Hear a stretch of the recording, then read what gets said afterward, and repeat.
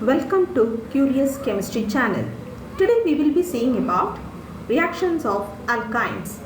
In the last video we saw about what are alkynes, how to prepare alkynes and the structure of acetylene. In today's class we will see about some of the reactions of alkynes in part 1. The remaining reaction will be covered in the next video. Now let us see about the acidic nature of acetylene. For a compound to be acidic, what are the basic criteria to be followed? For a compound to be acidic, it should have the ability to donate the proton easily. Otherwise, it should give the proton easily to the bases. Then it is said to be acidic. And the ion formed after the removal of proton should be stable. These are the two basic criteria for a compound to be acidic.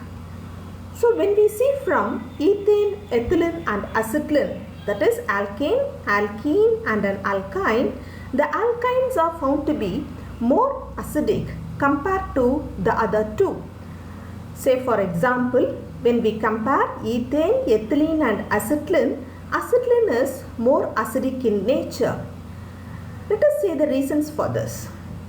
If we see the table here, the ethane has the S by P ratio of 1:3, ethylene has 1:2 and acetylene has 1:1. Otherwise, we can say that the carbon-hydrogen bonding of carbon has more S character than P character when we move from ethane to acetylene. So, the hydrogen atom linked to the triple bond are easily ionizable now than the hydrogen atoms of double bond, because the carbon hydrogen of alkynes are nearer to C nuclei, carbon nuclei. So when the hydrogens are nearer to the carbon nuclei, they are more firmly held than in alkenes. In other ways, if you want to explain this, when the electron is in the s orbital, it is attracted to the nuclei more. That is, the attraction of the electron towards the nuclei is more when it is in the s orbital compared to when it is in the p orbital.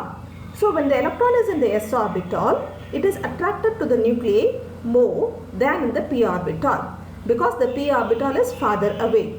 So if we see here in acetylide ion, there is more of S character, that is we have 1:1 ratio, so the acetylide ion will have more S character.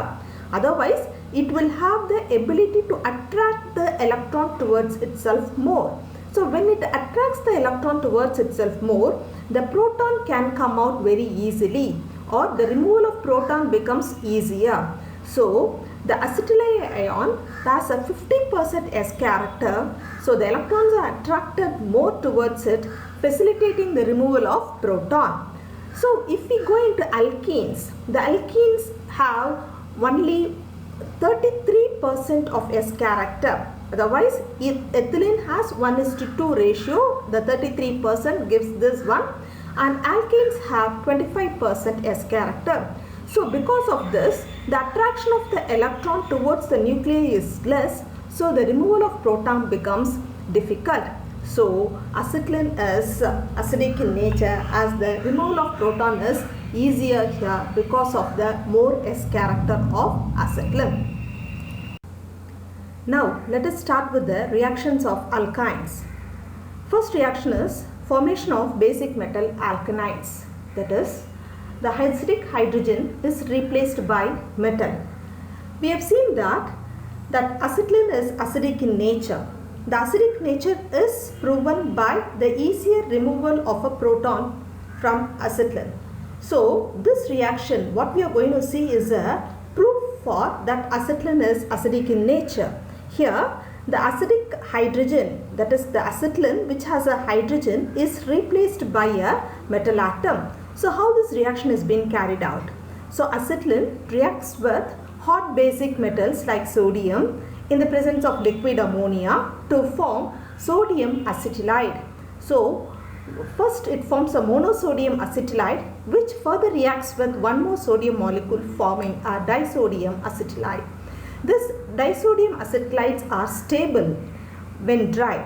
but when we hydrolyze it in water, they decompose to original alkynes. So monosodium acetylide reacts with water to form acetylene back. Instead of sodium and liquid ammonia, soda amide can also be used to form this sodium acetylides. So it may be either monosodium acetylide or disodium acetylides. This reaction is a proof for that acetylene is acidic in nature. The hydrogen atom of acetylene is replaced by a sodium metal atom to form an acetylide. Next we will see about the formation of heavy metal salts. This reaction is also a proof for acidic nature of acetylene. So acetylene reacts with cuprous chloride in the presence of ammonium hydroxide to form red color copper acetylide as a precipitate. In this reaction, if we see, the hydrogen of acetylene is replaced by copper metal atom. So it forms a precipitate.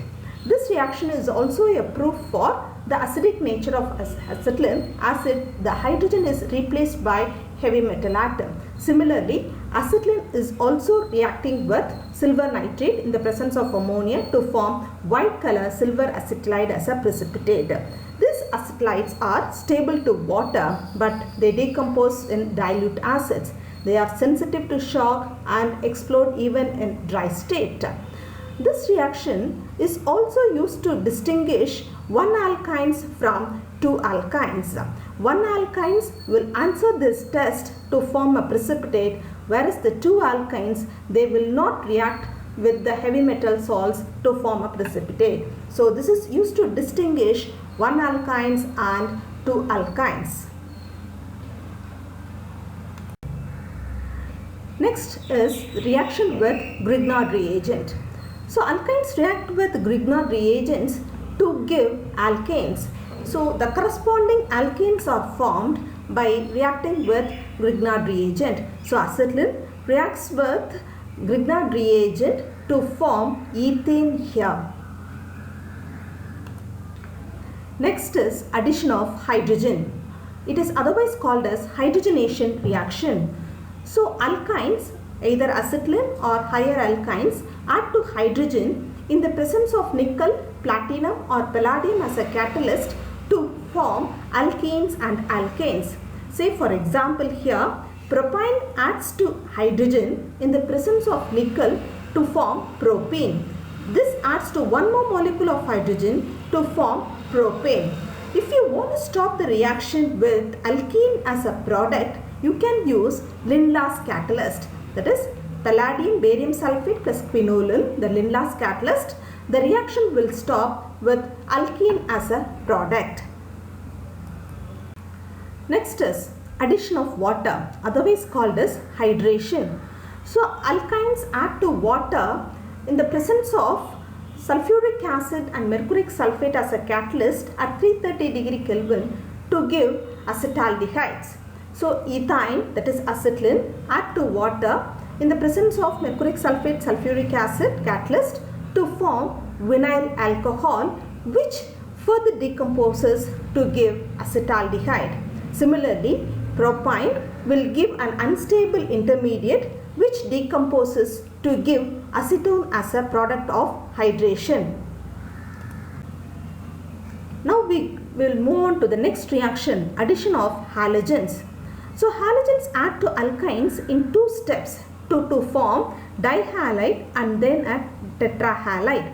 Say for example, if propine is taken as a reactant, it adds to bromine to form 1,2-dibromopropane. That is the triple bond that will shift here to add two bromine molecules with carbon 1 and carbon 2. So it is 1,2-dibromopropane, which adds to one more molecule of bromine to form 1,1,2,2-tetrabromopropane. Similarly, acetylene will also give 1,2-dibromoethane and 1,1,2,2-tetrabromoethane as a product of halogenation. So far we have seen about the reactions of acetylene. First we have seen about acidic nature of acetylene, then how does it react with sodium and liquid ammonia, how does it react with the heavy metal salts, with Grignard reagents, hydrogen, water and bromine. I have given a brief flow chart containing the products of each of the reaction.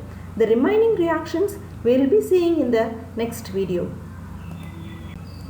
The next video will have the remaining reactions of alkynes. Thank you.